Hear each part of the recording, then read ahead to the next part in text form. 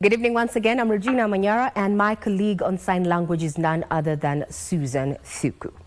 Now, President William Ruto has pledged to have rogue police officers caught on camera shooting into crowds during the anti-finance bill protest face the law. Speaking during an X-Space conversation with the youth, the head of state cautioned against fake news, disputing reports of a 12-year-old boy who died after he was shot 8 times in Ongata Rongai. Our reporter Abdiaziz Hashim has the details of his conversation with the youth, where they conversed, among others, police brutality, unlawful arrests, reorganization of government, and constitution of the Independent Electoral and Boundaries Commission. In the first of its kind online conversation, President William Ruto engaged the youth on X platform to address their concerns following 2 weeks of protests triggered by contents of the Finance Bill 2024.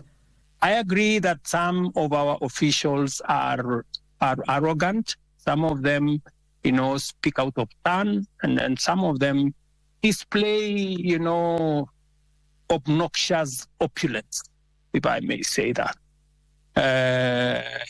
Which does not just anger the public. Sometimes I call in some of those people and I give them a piece of my mind. It is here that the conversation was dominated by calls for justice for dozens killed by police in the anti-finance bill protest, including 12-year-old Kennedy Onyango, who was shot in Rongai.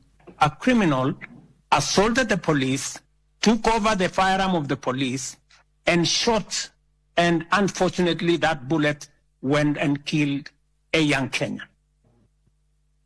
And unfortunately, again, and we have to be honest with one another, it was said that this young Kenyan was pumped with 8 bullets. That is also not true. Because, the one that was being said of 8 bullets did not exist. In fact, we have now found out that the one of 8 bullets happened several years ago, somewhere in Buruburu, and it was in a completely different scenario. The president also dismissed reports of the Githurai massacre as false. Are you saying 200 people were killed in Githurai? Really? My friend, where can the family step forward? People who are saying our members of our family are missing. They went to Mandamano or they went to picket and they did not come back. 200 people is not a joke, my friend. Ruto, while apologizing to those mistreated during the arrest and while in custody, pledged to have police officers who violated the law while handling protesters will be brought to book.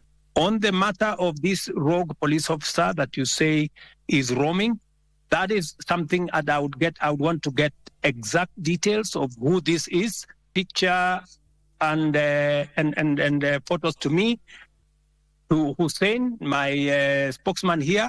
And also, I would appreciate if you can send it to also my inbox if you can, or if you can send it to the Independent Police Oversight Authority. We will deal with it. Additionally, he said plans are underway to reorganize his administration to ensure effective service delivery, ruling out proposals to dissolve the cabinet. And I have promised that I will be making changes. I know you have said that I should not make changes.